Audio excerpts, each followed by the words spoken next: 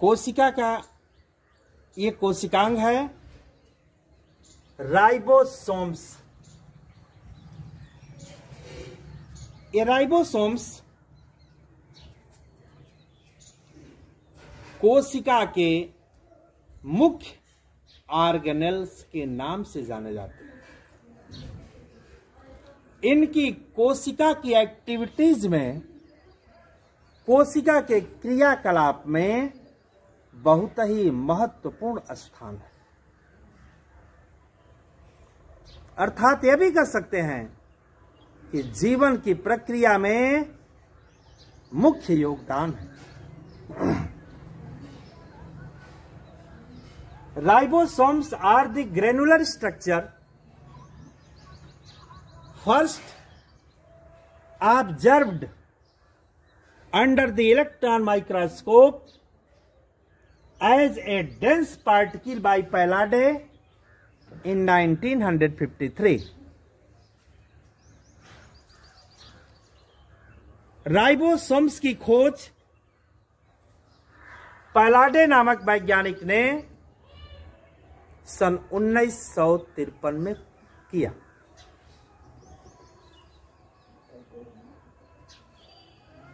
उसने देखा कि कोशिका की इलेक्ट्रॉन माइक्रोस्कोप द्वारा प्राप्त संरचना, या कहा जाए तो अल्ट्रा स्ट्रक्चर ऑफ सेल के अंदर ग्रेनुलर स्ट्रक्चर, दानेदार संरचनाएं, which are spread all over the cytoplasm, जो पूरी कोशिका के अंदर बिखरे हुए रहते हैं, फैले रहते हैं, उन्हें राइबोसोम्स नाम दिया। They are composed of RNA and protein. इनके निर्माण में राइबो न्यूक्लिक अम्ल और प्रोटीन दोनों भाग लेते हैं।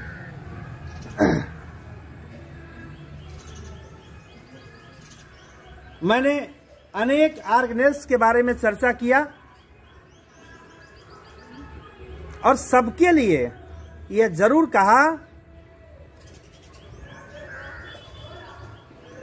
कि this is a cell organelles which are membrane bounded, but ribosomes are not surrounded by any membrane.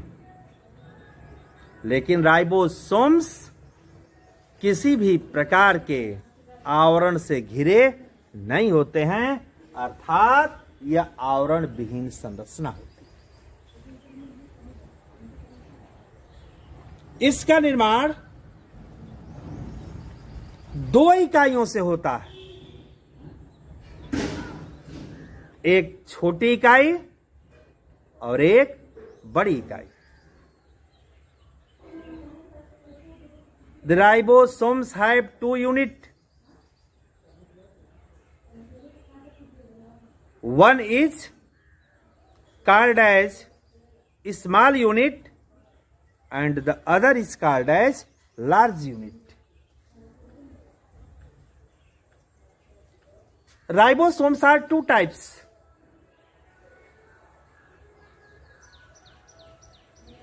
One is 70S type and other is 80S type.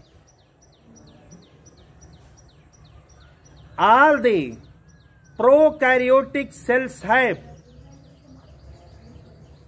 only 70S type of ribosomes are found.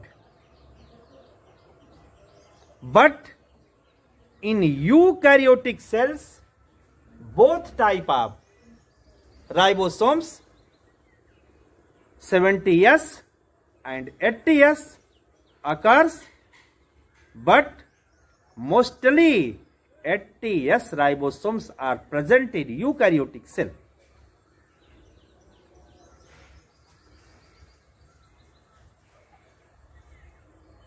ये ribosomes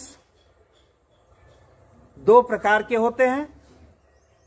एक को 70S कहते हैं, जो केवल prokaryotic कोशिकाओं में पाया जाता है, जबकि यूकैरियोटिक कोशिकाओं में दोनों प्रकार के राइबोसोम्स पाए जाते हैं, लेकिन मोस्टली अधिकांशतः सबसे अधिक मात्रा में पाए जाने वाला राइबोसोम्स जो 80S प्रकार का होता है, यही यूकैरियोटिक कोशिकाओं में पाया जाता है। इसीलिए इसे यूकैरियोटिक राइबोसोम्स भी कहते हैं।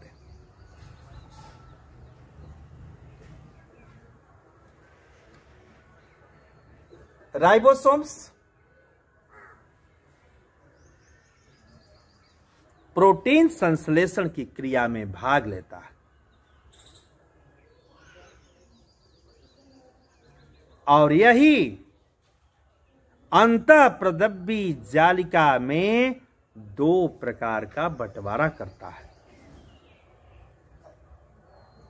जो पिछले व्याख्यानों में सुने होंगे कि जब यह अंतःप्रदब्बी जालिका के ऊपर चिपकता है या उस पर पाया जाता है, तो उस समय उसे रुक्ष अंतःप्रदब्बी जालिका, rough type of endoplasmic reticulum कहते हैं। और जब एब्सेंट रहता है, उनकी दीवारों पर नहीं पाया जाता, उस समय से smooth type of endoplasmic reticulum कहते हैं।